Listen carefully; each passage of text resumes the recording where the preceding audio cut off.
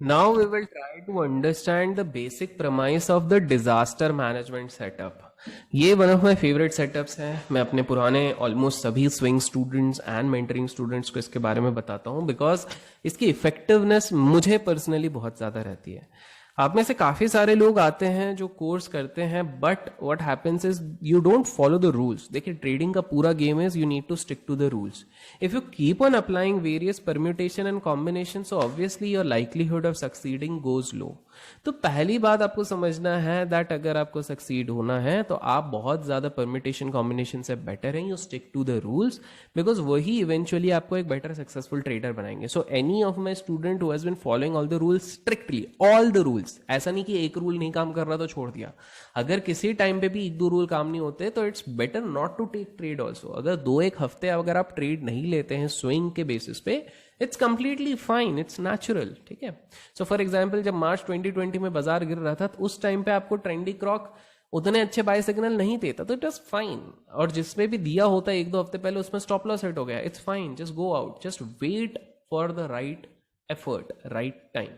सो disaster management को बताने से पहले ये सारे कुछ डिजास्टर्स हुए थे 18 और 19 के. जी में जो न्यूज आई थी कि कोई बहुत हैवी सेलिंग कर रहा है वो था. पीएनबी में नीरव मोदी घोटाला, बंधन बैंक में आया था डीएचएफएल घोटाला, we remember.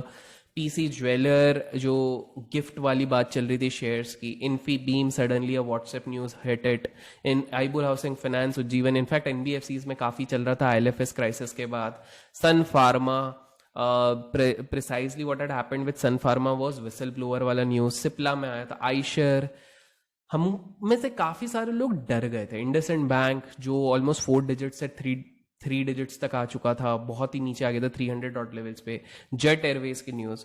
So because of this in 18 and 19 a lot of people started losing faith in swing trade. उनको लगता था कि एक एक दिन में 20-30% ऊपर नीचे खुल जाता है, एक एक दिन में ही हो जाता है. और न्यूज तो हम पता नहीं कर सकते बिकॉज न्यूज हमारे कान तक जब तक पहुंचती है तब तक पुरानी हो चुकी रहती है. सो व्हाट इफ आई से कि एक कोई सेटअप है जिसके थ्रू आप लोग इस चीज को पहले से प्रिडिक्ट कर सकते थे. एटलीस्ट आपको एक हिंट लग जाता कि कुछ तो गड़बड़ होने वाली है दया. Wouldn't it sound nice?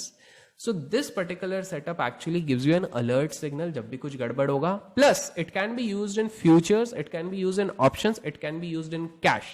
Bye sell हर तरीके से कर सकते हैं provided the entire setup will match, जो कि हम चार्ट्स में वैसे भी इस कोर्स में देखेंगे.